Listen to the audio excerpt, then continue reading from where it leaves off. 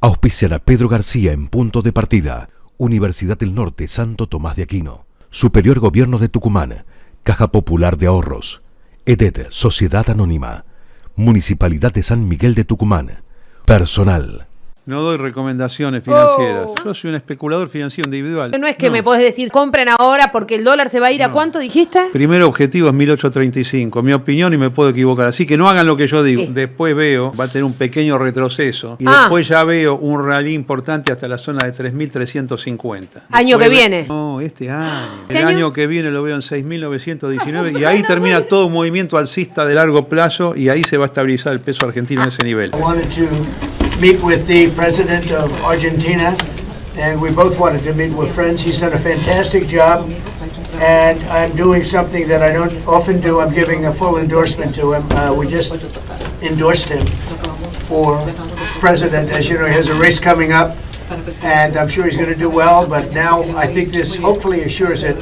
And to the people of Argentina, we're backing him 100%. We think he's done a fantastic job. ¿Qué tal? ¿Cómo le va? Buenas tardes, buenas noches. Bienvenidos a Punto de Partida. El riesgo país es un índice. Es un índice que le permite a los inversores saber cuánto riesgo hay si invierten en determinado país. Entonces, cuanto más alto es el número, el índice, mayor riesgo hay. Eso es lo que miran los inversores. Pero esta noche vamos a mirar otro índice, que es el que no miran los inversores, que es el índice de la incertidumbre o el índice incertidumbre, el que experimentamos todos los días los argentinos por vivir en un país que pasamos de la tranquilidad al apocalipsis, en un país taquicárdico. Fíjense lo que pasa en este país. Crecieron enormemente la cantidad de cuentas comitentes. Son cuentas individuales para inversión, abiertas por muchos jóvenes. ¿Saben por qué? Porque los jóvenes entienden ya que viven en un país con un gran cambio de las reglas. Entonces, ellos sienten que parte de sus ahorros lo tienen que hacer rendir muy bien, pero además entienden que ya no tienen jubilación, que ya no existe la jubilación. Fíjense otro de los temas. Esto es un país al que le cuesta lograr consensos, que en otros países de pronto son más fáciles de alcanzar. Por eso en la Argentina se rompen tanto las reglas de juego, porque como no hay un consenso de mantenerlas, cada uno que está en el poder quiere hacer todo de nuevo. Por eso hay inestabilidad en el diseño institucional. ¿Y esto cómo lo percibimos? Fíjense que las elecciones son momentos de tensión económica muy grande en la Argentina. ¿Por qué? Por esto. Porque la falta de consenso hace que las reglas de juego estén debilitadas, no sean permanentes y que el diseño institucional pueda cambiar después de una elección drásticamente, porque es un país taquicárdico. ¿Por qué hay tantos argentinos que tienen tantos dólares debajo del colchón? Por lo que decía anteriormente, porque vivimos en un país de pronto que nos incautan nuestros plazos fijos. Lo hizo Menem con el plan Bonex, le agarró los plazos fijos de la gente y le dio un título. Porque vivimos en un país donde nos pueden sacar los dólares que tenemos nosotros como ahorro, lo hizo Duhalde, o no nos dejan acceder a nuestros ahorros, el corralito, el corralón de la Rúa, porque esto es un país donde de pronto te ponen un cepo, de pronto te ponen regulaciones y de pronto tenés dificultades en acceder a tus ahorros. ¿Entienden lo que es el índice incertidumbre?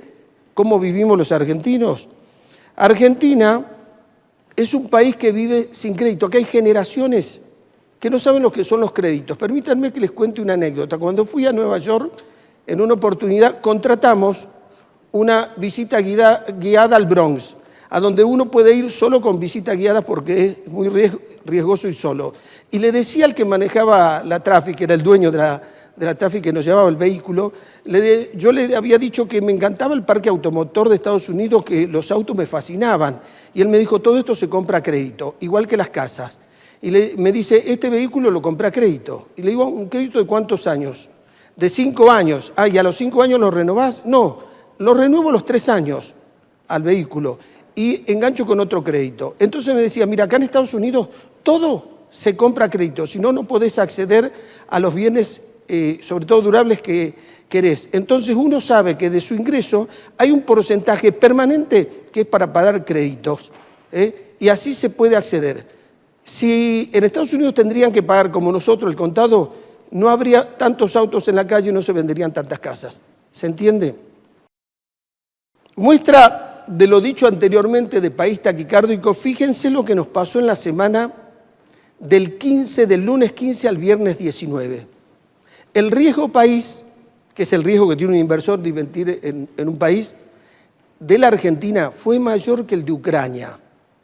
¿Ustedes pueden creer que según el índice, un inversor decía, no, prefiero invertir en Ucrania, que está en guerra y no saben cuál es el futuro de ese país, a invertir en Argentina?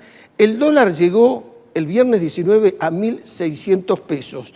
Cayeron las acciones y los títulos tenían precio de default, sin que la Argentina haya entrado en default. Ese es el precio que reflejaban los papeles. En cambio, el lunes 22 y subsiguiente, hasta que terminó la semana pasada, entonces bajó el riesgo país a la mitad, el dólar llegó a bajar a algo más de 1.300, después terminó el viernes en 1.400 y algo más, subieron las acciones y subieron los papeles. ¿Se dan cuenta? Esto pasó en el término de 72 horas.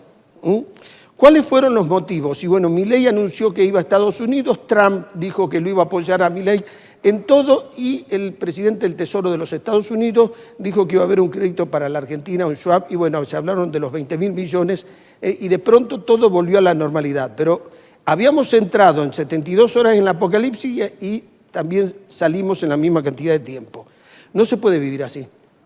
Es muy difícil tomar decisiones en un país que tiene estas características.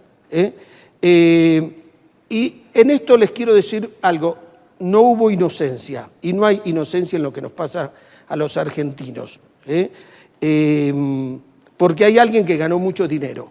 Se lo apunta a los amigos de Caputo, que saben muy bien trabajar con la especulación, pero también al Banco Galicia, al Banco Macro, porque Jorge Brito es hombre de masa, y al Vapro, que es el banco de Kicillof. Porque los bancos en la Argentina se dieron cuenta lo que pasa, no trabajan de bancos, que es captar depósitos y dar préstamos para activar la economía. No, tienen una gran codicia y juegan a la especulación. Prefieren especular que jugar un rol importante dentro del progreso de un país. Ese es otro de los problemas que tenemos. Fíjense, cuando se habla de que el Estado a veces no funciona bien, los bancos tampoco en la Argentina. Las causas de todo esto, ¿qué fue? ¿Cuál fue el origen? Y mire, algunos en el mercado comenzaron a decir, el gobierno tiene pocos dólares para hacer frente a los vencimientos a fin de año y los vencimientos que tiene el 2026. Entonces comenzaron a dudar. Entonces, ¿qué hicieron esos mismos que dudaron? Salieron a comprar dólares. Lo obligaron al gobierno a salir a frenar la subida del dólar y a perder los pocos dólares que ellos decían que tenía para enfrentar las deudas. ¿Se dan cuenta que fue una profecía autocumplida, que hay una intencionalidad en todo esto? Bueno, en el medio estamos los argentinos, los que sufrimos estos vaivenes, los que no sabemos cómo planificar nuestra vida, porque no sabemos qué va a ocurrir mañana. El viernes terminamos con un país y el lunes lo levantamos con otro. Somos una sociedad golpeada, arruinada por estas circunstancias, porque vivimos en un apocalipsis discontinuo, lo que decía anteriormente. Ahora, no le podemos quitar responsabilidad de todo lo que pasó al gobierno. El gobierno cometió equivocaciones. De pronto, desarmar las LEFI técnicamente estaba bien, pero lo hizo en un momento inoportuno. Pero además de eso, repito, tenemos un ministro de Economía que su vida está marcada por la especulación. Yo soy ministro de Economía del Crecimiento. Pero el mercado, tenemos que decir que estuvo en esa semana exagerado, fuera de toda razonabilidad. Y repito, no hay que ser inocentes, acá hay gente que hizo mucho dinero. Vamos a Tucumán, 3 temas. Vino Copa. Ahora tenemos vuelos de Tucumán a Panamá. Es una muy buena noticia. Por 2 cosas. Primero, porque podemos salir al mundo. Tomamos el vuelo Tucumán-Panamá, como es un hub, centro de distribución, y de ahí nos vamos a Estados Unidos, a Europa, a Oriente, a donde uno quiere ir. Pero también nos ayuda a incrementar el turismo receptivo, a que vengan turistas. Aquí hay que reconocer y felicitar al presidente del Ente de Turismo, Domingo Amaya, al presidente de la Cámara de Turismo de Tucumán, al presidente de la FED, a Viñales Santa Fe. Trabajaron con mucha seriedad a lo largo de más de un año para convencer a Copa, entregarles toda la documentación y todos los indicadores que necesitaban para que puedan venir a Tucumán. Es una buena noticia y la celebramos. Permítanme darle algunos datos para que se den cuenta el nicho que representa Panamá para nosotros. Primero, si queremos ir a la playa y si queremos traerlo a los panameños para acá. Tiene 4 millones, algo más de 4 millones de habitantes, o sea, hay 2,5 tucumanos en Panamá. El 30% de la población tiene entre 15 y 34 años y el 44% tiene más de 35 años.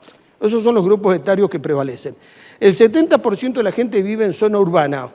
Bien, tienen mucha desigualdad social. Es uno de los países más desiguales del mundo, lo tenemos que decir. Pero hay nichos muy importantes con altos ingresos y una clase media que también tiene unos altos ingresos. Pequeña, pero tiene. Tiene varios ecosistemas. Panamá tiene 2 cadenas montañosas que van de este a oeste, tiene lagos y ríos. Hay mucha naturaleza para ofertar por parte de ellos. Lo mismo que tenemos nosotros. O sea, tienen una buena relación con la naturaleza. Hay para venderle Tucumán ahí en Panamá. Ellos tienen una temperatura promedio entre 25 y 30 grados, y además lo que más promocionan es la playa, el buceo y el surf. Nosotros tenemos las montañas, ¿no? En cuanto a su cultura, tienen una multiplicidad de danzas que tienen ascendiente de afro, cubana y caribeña.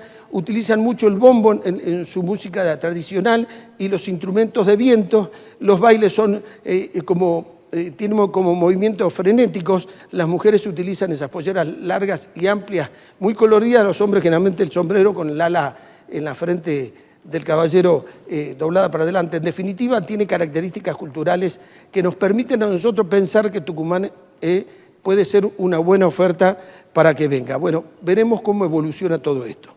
El segundo tema, la intendenta de la capital, Rosana Chala, inauguró el primer campus educativo ambiental. Y esto tiene varias virtudes. Primero, el medio ambiente en el centro de una política pública. Segundo, reafirma la importancia del medio ambiente, no solo para el Estado, sino también para los privados.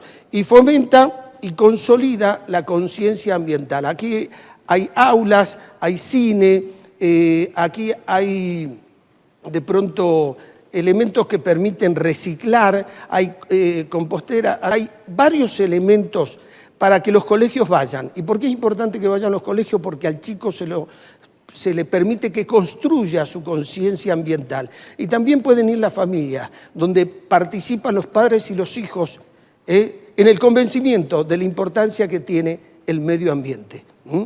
Y el otro tema, Jaldo y Federico Peli entraron en una polémica. De pronto, en una conferencia de prensa, le pregunta un periodista a Jaldo qué opina de lo que dijo Federico Peli sobre una decisión de gobierno. Y Jaldo, muy hábil, lo mira al periodista y dice, ¿quién es Peli? Y responde, el 90% de la sociedad no lo conoce. Y yo estoy dentro de ese 90%, le dijo Jaldo. Peli salió a responderle, pero no fue preciso, perdió una gran oportunidad. No supo trabajar con la connotación que tiene para la sociedad lo nuevo y lo viejo, y las virtudes de lo nuevo. Por lo tanto, esta discusión la ganó Jaldo, diciéndole lo que, teóricamente, la frase del Eternauta, lo viejo también funciona. ¿Qué va a pasar esta noche? Después de la pausa vamos a tener a Sebastián Murga de Creo y le vamos a preguntar esto. Ellos dicen que son lo nuevo. Le vamos a decir, ¿y ustedes qué opinan cuando se dice que lo viejo también funciona? ¿Por qué lo nuevo es mejor a lo viejo? Le vamos a preguntar, vamos a esperar a ver qué respuesta da. Vamos a hablar del territorio digital. Ustedes saben que nosotros habitamos en un territorio físico, pero hay otro territorio que es virtual. En el territorio físico convivimos, nos comunicamos, estamos en contacto. En el territorio virtual mayoritariamente habitado por los niños, adolescentes y jóvenes, es un territorio donde los padres no asisten a sus hijos, no están viendo qué están haciendo sus hijos en ese territorio que está lleno de desafíos. Entonces hay una iniciativa para que en los colegios se hable sobre este tema. ¿Ustedes se imaginan una sociedad, un espacio físico, un territorio físico donde haya niños, adolescentes y jóvenes sin la asistencia de los padres, cómo sería? Bueno, el territorio digital es más o menos así. Y escondidos detrás de los contenidos hay personas que tienen intereses que no son generalmente intereses altruistas. Un tema por demás interesante. Y con Álvaro vamos a hablar sobre el traslado de nuestra capital, de San Miguel de Tucumán, desde Ibatín hasta el actual emplazamiento. Una decisión muy crítica, se dan cuenta que es dejar una ciudad y venir y construirla nuevamente en otro lugar donde hay niños, hay ancianos, hay personas con recursos y otros no, no había dólares en el colchón, no había de pronto empresas que hagan traslado. Bueno, vinieron y lo hicieron, fue todo un desafío, un tema muy interesante porque enseña dos virtudes que tenían las sociedades tucumanas antiguas. Primero, sabían identificar el problema. Segundo, sabían muy bien cuáles eran las causas. Tercero, sabían muy bien cuáles eran las soluciones. ¿Por qué es un buen mensaje? Porque hoy la política pareciera que no conoce verdaderamente los problemas, no conoce muy bien las causas y no le da soluciones definitivas, sino soluciones parciales. Por eso convivimos con los problemas permanentemente. En aquel momento decidieron trasladar la capital y no convivir con los problemas que tenían. Les propongo que después de la pausa escuchemos a nuestros invitados. Es un punto de partida